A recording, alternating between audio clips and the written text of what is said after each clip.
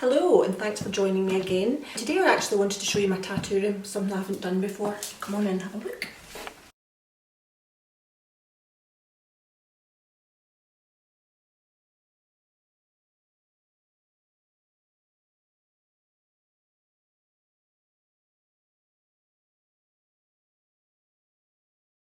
So I wanted to talk to you today about what to expect when you come for your tattooed brows. The first thing we'll do when you get in touch is I'll go over a few medical questions with you just to make sure you're suitable.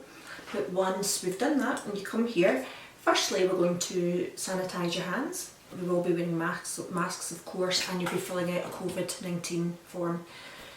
But after that we're going to prep. So this is step one. And the first thing I'm going to do is prep the skin by numbing it a little bit to make it a little more comfortable when we start. And while we're numbing up, you can be filling out your consultation form. Now from there we are going to go into step two. We're not just going to lie down in the bed and start tattooing immediately. There's a lot more to it than that, because you would be terrified not knowing what I'm going to do. So the second step is we actually map out the brows on your skin, and I basically pencil them out and stencil in a shape of the brows that I'm going to give you. I do that using a measuring tool, this little thing, and I actually measure the brows to make sure they're completely symmetrical and also suitable for your face shape, and taking into consideration the shape of brows you actually want and can have depending on what's there. So we'll do that. That takes a little bit of time. That can actually take more time than the tattooing itself, but we can't really afford to make any mistakes with that. So once we've mapped them out, and we'll also look at pigments against your skin, we'll have a good look in the mirror, make sure you're absolutely certain this is the shape you want. Also, another thing to consider is the type of tattoo you want. So there's a few options. You've got hair stroke brows. Now basically that is little hair strokes that I tattoo into the skin to mimic your natural brow. That gives a very natural result. And there's also powder brows, which is like a shading. Once that's healed, it looks like a shadow behind your actual brows, so it's quite soft, and depending on your skin type, some people don't really hold a hair stroke and powder brows are your best option, but either way they both look really natural. There's also the option of ombre brows, which is shading, so you could be darker underneath and fading towards the top of the brows, or darker here or lighter here fading to darker. Just depends what you're looking for. You can do a bit of hair stroke and shading, so you might want more definition towards the tails and want more hair strokes towards the front, which is probably what I do most of.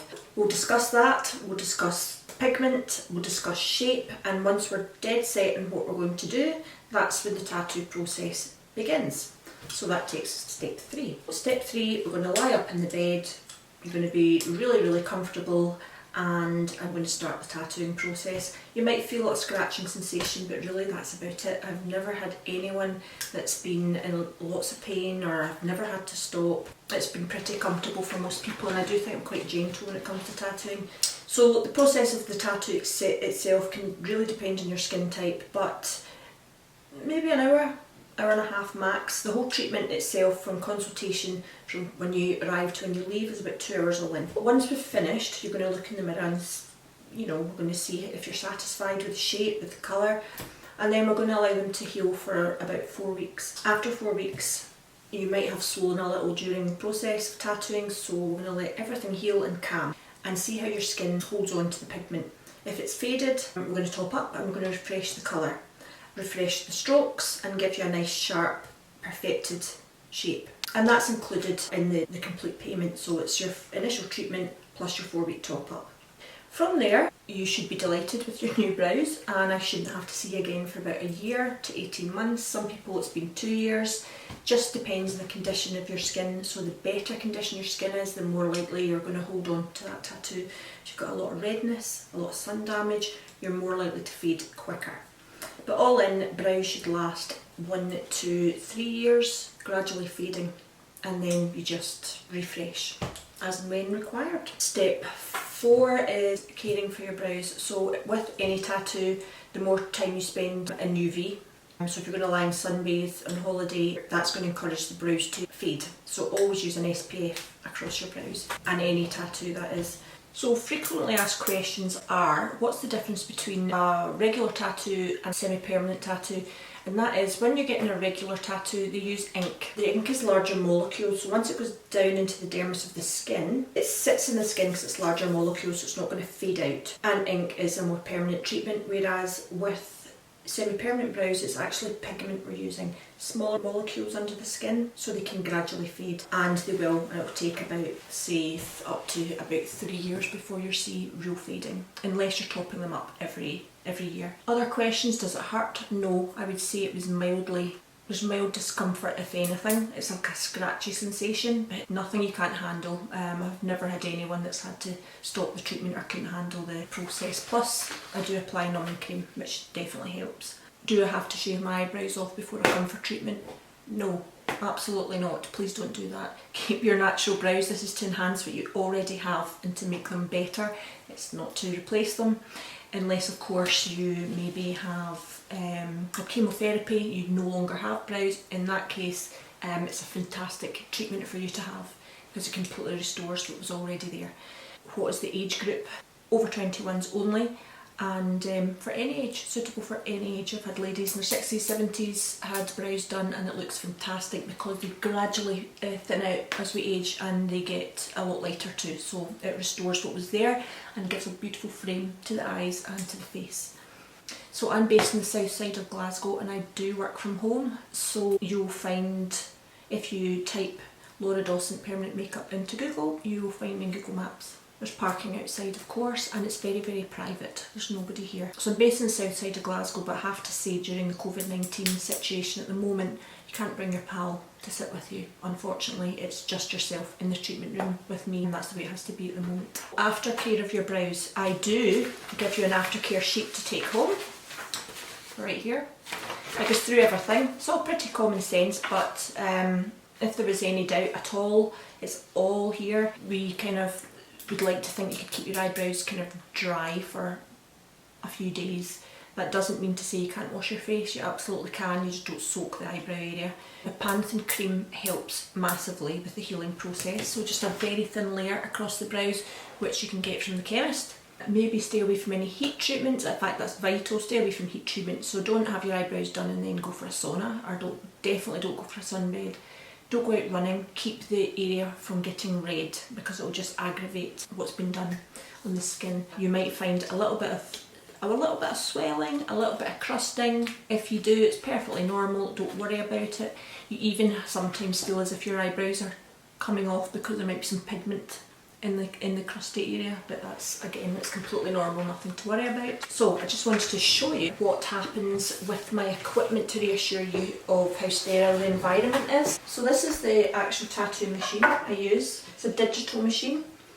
So the difference between a digital machine and a microblading is using a little scalpelish type device, and you're actually kind of cutting into the skin to give the hair strokes. In digital tattooing, that's not what we do. We use an actual tattoo machine, and what I would do is I would put the needle in. Now the needles are all sealed and disposable, of course, so I'd pick the appropriate needle size, insert it into the machine, and everything is wrapped using this here.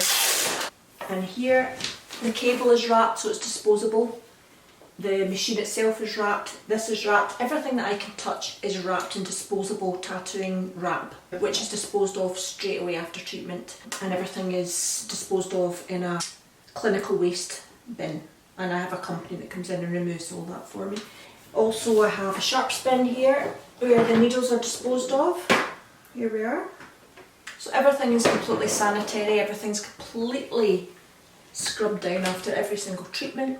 The floors are washed, everything is washed and disposed of in a very, very safe manner, so you're never at any point put at any risk, especially in the current climate with COVID-19. It's a very, very safe treatment to have. As you can see today, I'm not wearing uniform. I would be wearing uniform if I was working, but I've got a day off today, so I'd be in scrubs and I'd be wearing disposable gloves, of course, and a mask. So please don't worry about that. There's also a range of shades that I use for tattooing. So you might be very blonde and you think, well, I can't get a tattoo done because I'm going to go and it's going to be dark and too dark for my skin. In actual fact, it's not the case. I have blonde shades. I have tattooed the blondest of blonde skin type Also there's a mid-brown for darker blondes like myself, and the darkest of brown hair as well. There's colours for everyone. You can also be mixed to get it absolutely bang on. So that is the equipment. So I really just wanted to come on today and reassure you that it's a safe and sterile environment to get your tattooing done, and I am back in operation, which is amazing. And if you want to get in touch, you can do it in several ways. You can either email me, laura@lauradawsonmakeup.com, or you can jump onto my Facebook page, which is Laura Dawson Permanent Makeup. If you're already on my page for makeup, which is Laura Dawson Makeup, please go across to the tattoo page, or on Instagram, Laura Dawson Permanent Makeup. And again, if you're already on my makeup artist page, jump across to the brows page, or text me. If you have any questions, please get in touch. I've also got more details on my website, and that is www.lauradawsonmakeup.com. There is a section on there which says services, and semi-permanent brows is listed below, and there's a lot of like frequently asked questions and information detailed there. But I hope that's put your mind at rest and given you a better insight into how the treatment works and what to expect when you get here. So ideally come makeup free, but if you're at work and you have to come with makeup on, I will remove it, it's no big deal. And that's it. I hope to see you soon. Thank you very much for watching.